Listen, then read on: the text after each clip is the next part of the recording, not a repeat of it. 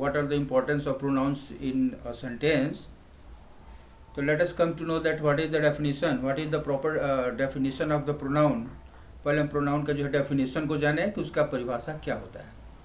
तो प्रोनाउन आप जानते हैं कि प्रोनाउन का मतलब ही होता है pro plus noun.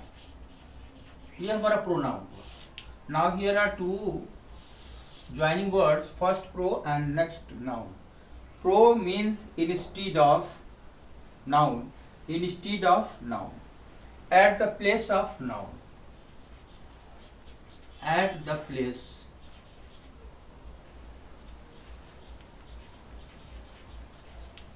at the place of noun, at the place.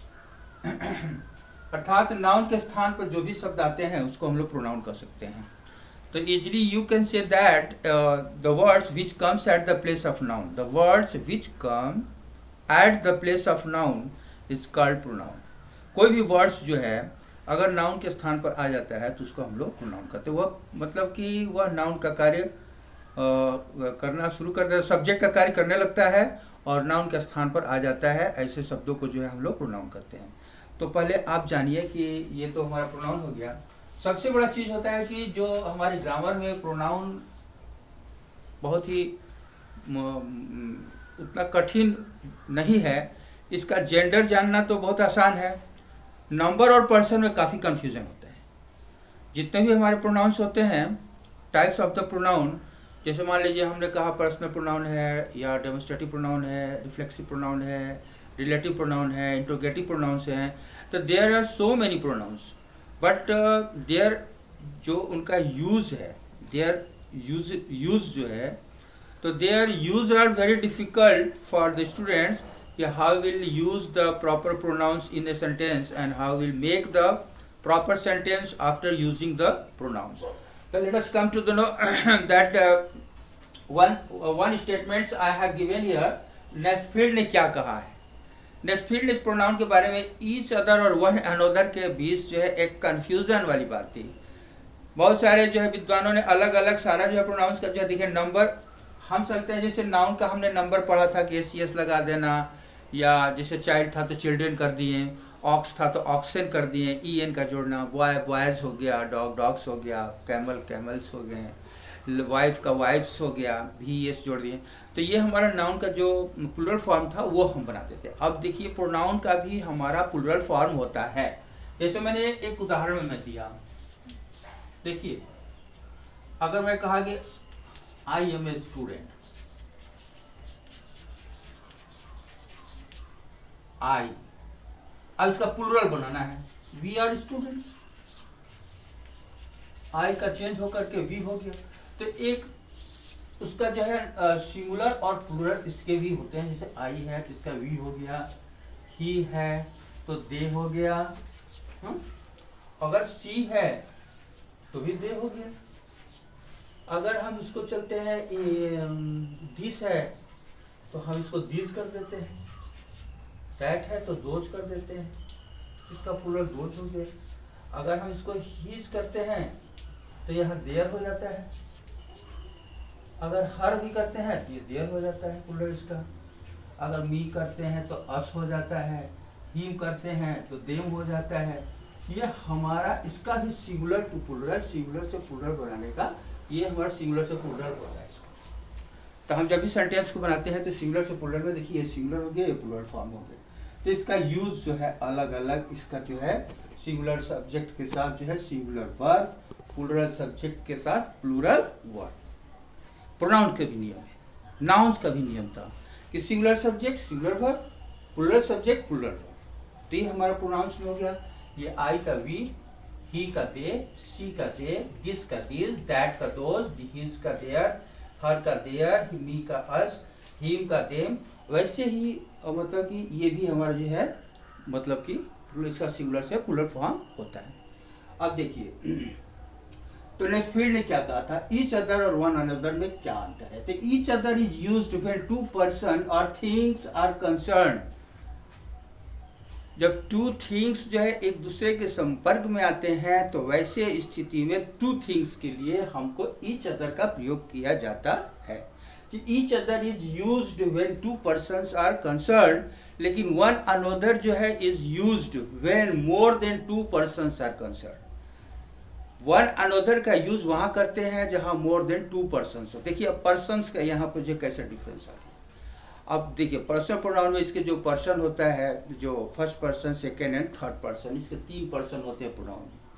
जो फर्स्ट पर्सन होता है, जो सेकेंड पर्सन, जो फर्स्ट पर्सन होता है जो कहता है, that person who is telling और स्पीकिंग, या हु इज मतलब कि जो कह रहा है। तो जो टेलर है, कहने वाला है, जो स्पीकर है, जो बोलने वाला है, वह हमारा फर्स्ट पर्सन। जिससे कहा जा रहा है वो सेकंड पर्सन, और जिसके बारे में कहा जाता है वो थर्ड पर्सन हो गया। तो first, second and third person, तो ये हमारा पर्सन हो गया हमारा जो है प्रोनाउंस का। तो first, second and third person का जो है कॉम्बिनेशन, उसका जो है फर्स्ट पर्सन सेकंड पर्सन के साथ कब आता है, सेकंड पर्सन थर्ड पर्सन के साथ कब जुड़ता है। तो इसका एक कंडीशन होता है हमारे प्रोनाउन के पर्सन्स का। तो condition of the condition of persons in a pronoun is different, उसका जो है भिन्न भिन्न है। तो हम इसको जो है अपने नियम के रूल्स के अनुसार से जो है हम इसको जानेंगे। We will understand according to the rules of the pronouns, but let us come to know that what is the pronoun and what is the pronoun and what are the importance of the pronouns का मतलब कि महत्व क्या है। तो आप इसको देख लिए कि अभी मैंने कहा एक चीज़ वन अनदर और ईच अदर में कितना डिफरेंस है, वैसे ही हमारे सारे प्रोनाउंस में जो है अलग अलग तरीके से हम डिफरेंस उसमें निकालते हैं। अभी हमने कहा सिंगुलर और प्लूरल के बारे में, जैसे नाउन्स का था वैसे ही हमारे प्रोनाउंस का भी होता है। तो नाउन और प्रोनाउंस में जो है ये सबसे बड़ी चीज़ होती है कि नाउन और प्रोनाउन का भी नंबर अलग अलग। उसके जेंडर आप देख लीजिए, जैसे मैंने ही कहा तो इसका सी हो गया, लेकिन आई एक ऐसा है जिसका इस प्रोनाउन का जो है इसका जेंडर आई होगा, चाहे वो फेमिनिन हो, मास्कुलिन हो, जो भी हो, तो आई का आई ही रहेगा। अगर हम लोग के वी है तो वी ही रहेगा। लेकिन एक ये ही है जिसका जेंडर हमारा जो बहुत आसान है कि इसका जो ही का सी हो जाता है और ये हर हो जाता है हिज। इसका जो है ही का जो है ही है, तो हम इसके लिए जो है अगर पॉजेसिव प्रोनाउन जाते हैं तो ये हर हो जाता है उसकी के लिए, लेकिन हम ही के लिए जो है हम हीज कर देते हैं। तो ये जो है ये हमारा जो है जो जेंडर होता है बहुत आसान होता है, मतलब कि ये प्रोनाउन का जेंडर जो है हम आसानी से जान सकते हैं।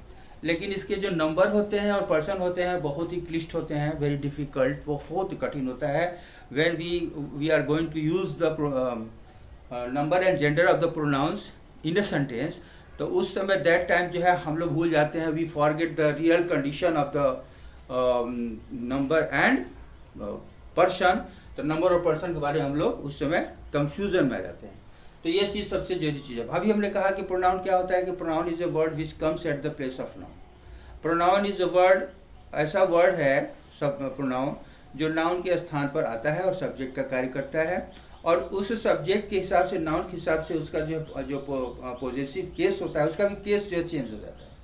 जैसे आई है तो माई हो जाएगा, ही है तो हीज हो जाता है, उसका पोजीशन उसके हिसाब से बदलता जाता है। जैसे मैंने कहा, अब देखिए इसका, जैसे मैंने कहा I do my work, I do my work, ये मैं अपना के लिए हो गया, अपना सेंस के लिए आई माई हो जाता है। वैसे ही के साथ अपना रहेगा तो ही डज हिज वर्क। अगर हम इसको लेते हैं they do their work, their work हो गया। वैसे ही वी है डू आवर वर्क।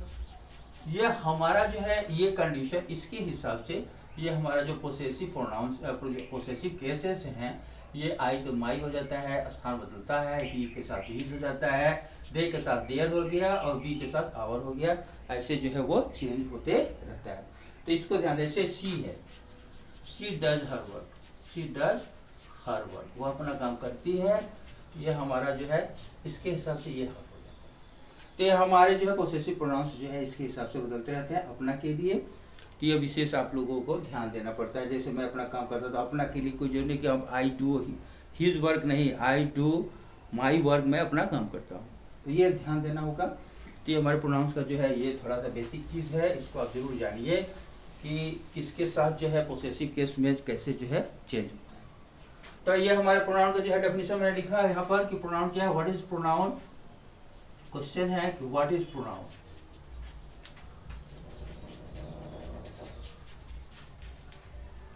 इसका डेफिनेशन मैंने दिया, pronoun is a word which comes at the place of noun, at the place of noun। ये हमारा डेफिनेशन है। जैसे आप एग्जाम्पल देख लीजिए, I, we, you, he, she, it, my, our, their, ये सब प्रोनाउंस हैं। अब देखिए कि इसमें जो फर्स्ट जो प्रोनाउन का जो होता है, जैसे हमने कहा पर्सनल प्रोनाउन, ये तो हो गया, इसको जो है नोट कर लीजिएगा आप लोग और उसको समझ लीजिएगा। फिर आगे देखिए, हमारा पहला प्रोनाउन का नाम है पर्सनल प्रोनाउन। ये हमारा पर्सनल प्रोनाउन। देखिए इसमें कितना बड़ा कंफ्यूजन होता है, इसी का सबसे इम्पोर्टेंट जो है पर्सनल प्रोनाउन के बारे में जाने। ये पर्सनल प्रोनाउन जो है पर्सन को डिनोट करता है, it denotes the person,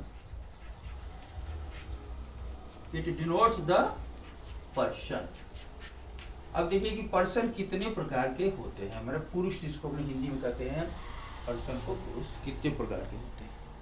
तो हमारे पर्सन 3 होते हैं, 3 तरह के जो हम लोग पर्सन को जो है डिनोट कर सकते हैं। जैसे मैंने कहा फर्स्ट पर्सन, ये फर्स्ट पर्सन, फर्स्ट पर्सन में जो है आई और वी, मैं और हम लोग। अगर हम सेकंड पर्सन का चलते हैं, let us come to the second person, तो second person means you and your, तुम, तुम्हारा। तो ये हमारा जो है सेकंड पर्सन हो गया। थर्ड पर्सन अगर हम चलते हैं, थर्ड पर्सन में, तो हमारा थर्ड पर्सन है जिसको हम कह सकते हैं ही, सी, हाँ, और नेम। एक नोट आपको मैं समझा दूं, नोट्स में देख लीजिए, अक्सर टीचर जो है या बुक में दिया रहता है कि ईट भी पर्सनल प्रोनाउन है, लेकिन जी नहीं, ईट को हम पर्सनल प्रोनाउन या इम्पर्सनल प्रोनाउन,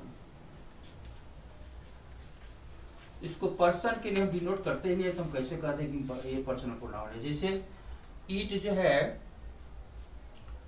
है ना, तो फर्स्ट पर्सन, सेकंड पर्सन और थर्ड पर्सन में भी ईट का यूज करते हैं। तो ईट का यूज पहले होता था, ईट का यूज जो है निर्जीव वस्तुओं के लिए, निर्जीव छोटे छोटे जीवों के लिए, थर्ड पर्सन के लिए। लेकिन अब वह छोटे छोटे जो क्रिएचर्स होते थे, जो एनिमल्स होते थे, जिसके लिए हम लोग ईट का यूज करते थे, लेकिन अब वो ईट का यूज जो है लेटेस्ट ग्रामर में, हमारे जितने भी ग्रामेरियन जो भी लिख रहे हैं, उसमें ईट को जो है थर्ड पर्सन के रूप में जो है वो लोग नहीं रख रहे हैं। तो इसको रखने से क्या फायदा है, झूठे लिखने से कि ही, सी, ईट जो है थर्ड पर्सन है, ईट को रखा ही नहीं गया है। ईट हमारे जो है पहले छोटे छोटे सजीव, छोटे छोटे जीवों के लिए या जो है जानवरों के लिए आता था। जैसे हम लिखते थे पहले कि cow is a domestic animal, it has 2 horn, 4 legs, it has 4 legs. तो वह पहले ईट का यूज करते थे, लेकिन अब जो है हमने बुक में देखा कि वह जगह जो है खत्म हो गया है, ईट का कोई मतलब थर्ड पर्सन सिंगुलर के रूप में जो है इसको हम नहीं लिया जा रहा है। दूसरा चीज है कि अगर मैं थर्ड पर्सन सिंगुलर कर रहा हूँ, तो इसका जो है अगर हम देखें तो इसमें जो है हमको इसको पर्सनल प्रोनाउन के रूप में हमको नहीं देखने को मिलता है, इसलिए मैंने कहूँगा कि इट जो है पर्सनल प्रोनाउन है। इसको छोड़ दीजिए, ये हमारे 3 पर्सन हुआ, first person I, we, second person you, third person he, she या नेम। अब इसी के हिसाब से जो है अगर हम कोई सेंटेंस बनाते हैं तो कहते हैं कि जैसे मैं पढ़ता हूँ, मैं अपना पाठ पढ़ता हूँ तो आई लिखते हैं, और पढ़ना के लिए जो है रीड लिखते हैं, I read my lesson, I read के आई के हिसाब से माई बनाते हैं। तो ये हमारा केस हो गया। पर्सनल प्रोनाउन के 3 केसेस तो विशेष होते हैं। तो जो केस होता है इसका पर्सनल प्रोनाउन के केस, जो पहला केस होता है आप लोग को बताया गया है नाउन में भी कि ये नॉमिनेटिव केस हो गया, दूसरा हो जाता है ऑब्जेक्टिव केस, और तीसरा हो गया हमारा पोसेसिव केस।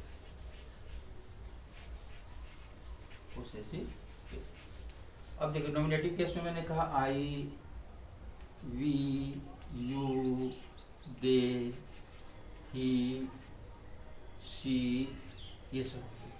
ऑब्जेक्टिव केस में आई का मी हो जाता है, देखिए वी का अस हो जाएगा, यू का यू योर ही रहता है ऐसे, दे का यहाँ पर देम हो जाता है, ही का हिम हो जाएगा और सी का हर हो जाता है। वैसे पॉसेसिव केस में इसका ठीक उल्टा हो जाता है, माई हो जाता है ये, और वी का आवर हो जाएगा, यू का योर ही रहेगा, दे का दियर हो गया और ही का हीज हो जाएगा और सी का हर होता है। ये हमारा जो है नॉमिनेटिव केस, ऑब्जेक्टिव केस और पॉसेसिव केस, ये हमारे तीनों केसेस के बारे में ही हमारा पर्सनल प्रोनाउन का हुआ। तो प्यारे बच्चों, डियर स्टूडेंट्स, तो ये आपका जो है मैंने प्रोनाउन का जो है आज शुरू मतलब कि बिगनिंग हुआ है।